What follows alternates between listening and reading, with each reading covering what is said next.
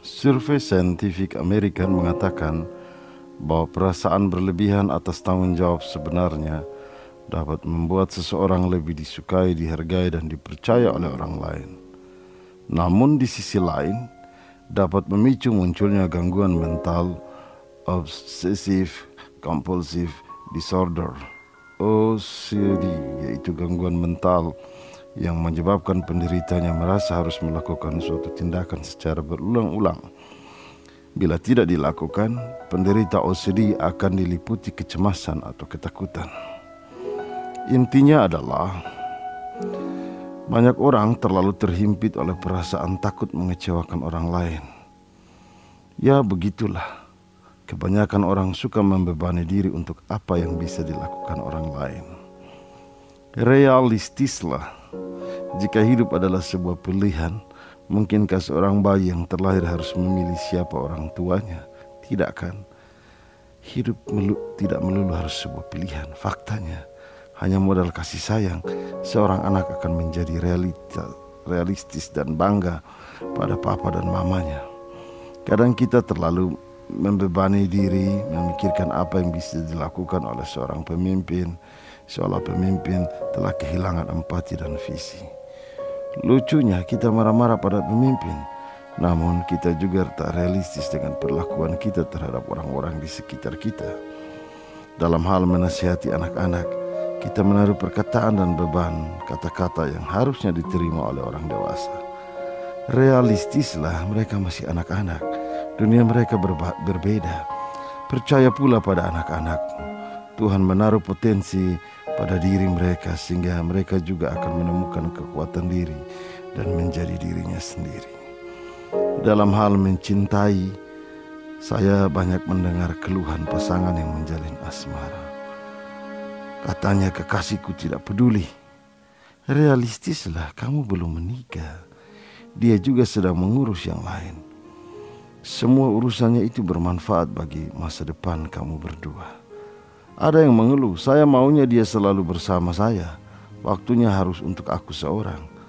Realistislah, kamu bukan sedang menjinakkan peliharaan. Kamu tak boleh menghukum kebebasannya, sebab kelak kamu tahu bahwa duniamu bukan hanya tentang kamu berdua seorang, tetapi tentang kamu berdua bagi orang lain. Ada yang mengeluh, saya curiga dia punya orang lain, dia punya kekasih lain. Realistislah, mencintai itu tak bisa dilepaskan dari namanya godaan. Beri dia kesempatan untuk tangguh, sehingga saat kamu berdua hidup bersama-sama, semua godaan telah dilewatinya. Kecurigaanmu juga realistislah. Setiap pasangan juga punya rasa dan hati. Dia tahu ketika menyakiti, dia juga siap suatu saat akan disakiti. Ketika kita mengalami sakit, terkadang kita merasa sebagai orang paling malang di bumi. Sadarlah, banyak orang di luar sana yang mengalami sakit yang mungkin jauh lebih berat dari deritamu. Itulah sebabnya filsafat realistis mengingatkan kita bahwa imajinasi dan harapan jangan terlalu menjadi acuan. Lihat pula faktanya. Saya teringat tulisan seorang realis bangsa Inggris, John McMurray, mengatakan, kita tidak bisa melepaskan diri dari fakta bahwa terdapat perbedaan antara benda dan ide. Bagi common sense biasa, ide adalah ide tentang sesuatu benda, satu pikiran dalam akal kita yang menunjuk suatu benda.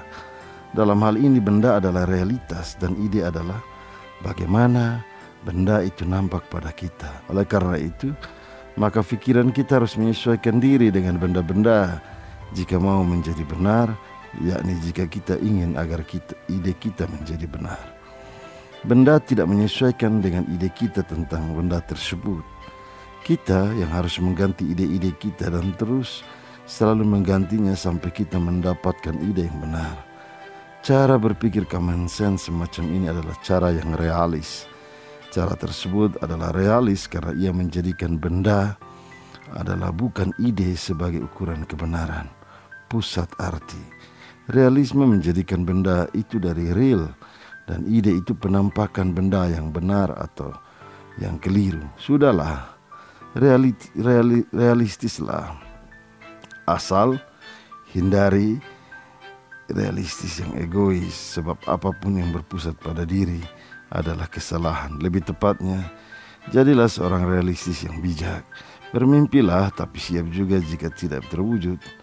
Terimalah kenyataan hidup ini. Lakukanlah apa yang bisa dilakukan. Jangan bebani diri secara berlebihan. Tuhan Yesus berkata, sebab itu janganlah kamu khawatir akan hari esok, karena hari esok mempunyai kesusahannya sendiri.